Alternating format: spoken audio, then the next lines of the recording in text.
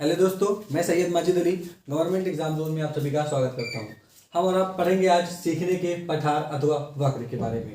सबसे पहले हम लोग जान लेते हैं कि ये सीखना क्या होता है। जब हम किसी कार्य को निरंतर करते रहते हैं तो उनकी सीखने की प्रवृत्ति उत्पन्न होती है, जिसे हम अधिगम परिवर्तन कहते हैं। ठीक, सीखने की विभिन्न दशाओं को क्या कहा जाता है अधिगम परिवर्तन।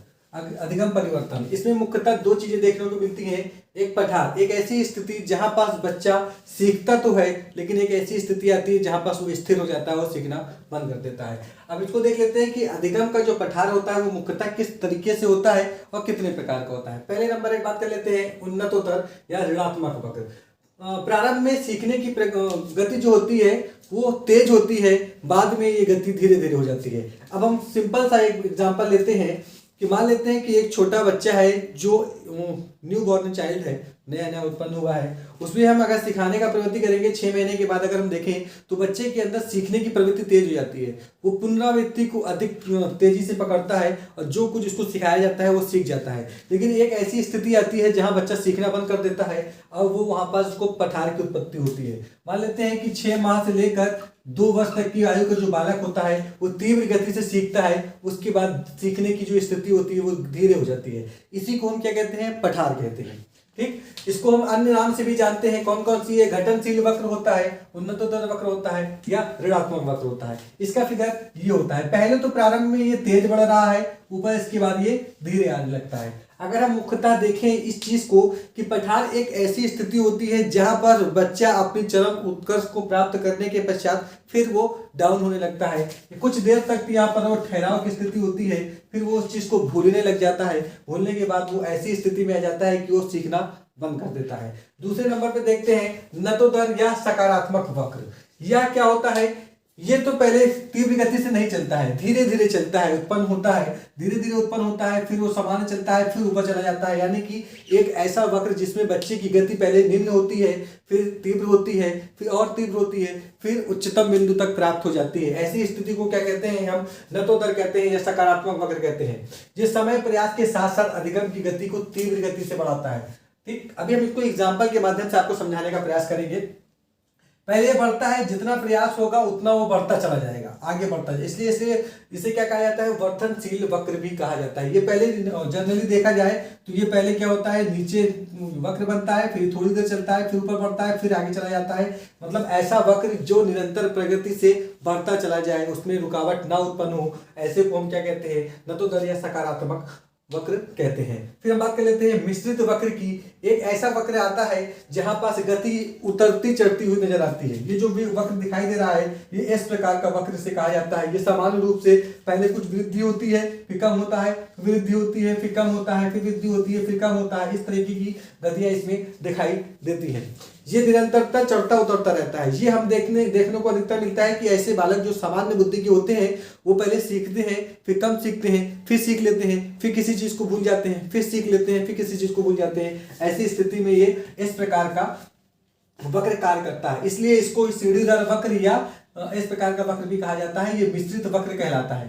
ठीक, अब हम बात कर लेते हैं अधिगम वक्र में। एक परिभाषा दी है स्किनर महोदय ने, क्या कहा है, अधिगम वक्र किसी दी गई किसी क्रिया के व्यक्ति के उन्नति के वर्गीकरण का एक कागज पर प्रदर्शित किया जाता है, उसको हम अधिगम वक्र कहते हैं। हम लोगों ने 9th 10th में 12th में पढ़ा होगा आप लोगों ने कि एक कॉपी होती है जिसे हम ग्राफ कॉपी कहते हैं, उसमें छोटे छोटे बिंदु बने रहते हैं, ऐसे बने रहते हैं डिब्बे डिब्बे।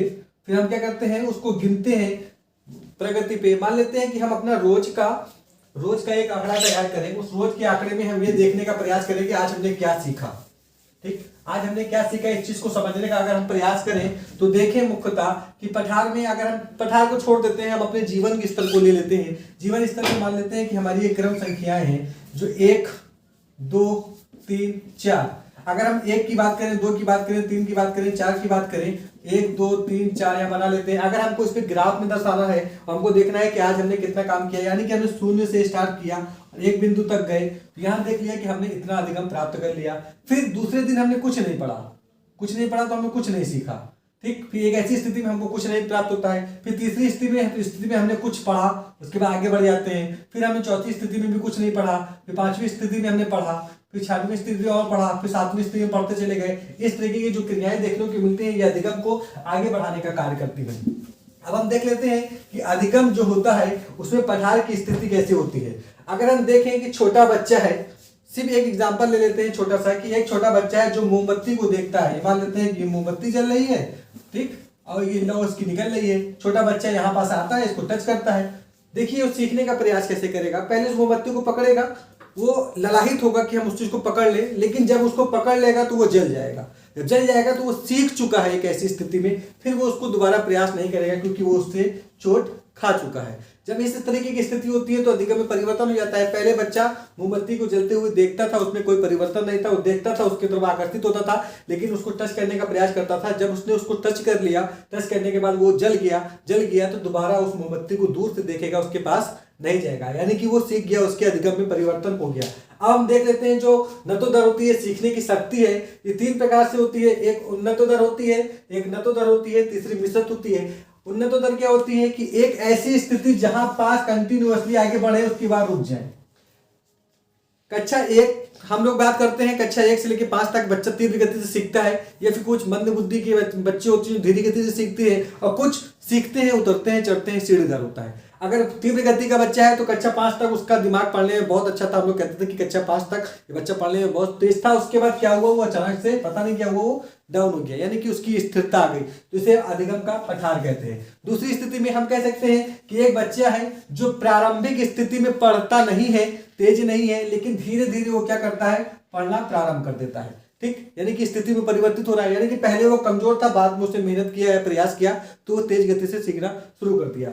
अब हम अगर इसका एग्जांपल देखें तो कक्षा 7, 8, 9, 10, 11, 12 में इस तरीके के एग्जाम्पल देखने को मिलते हैं। जब हम लोग बोर्ड कक्षाओं में नहीं होते हैं, मान लेते हैं कि हमको विद्यालय पास करना है, ये 8 कक्षा है, ये 9 कक्षा है, ये 10 कक्षा है, ये 11 है और ये 12 है, ये कक्षाएं हैं।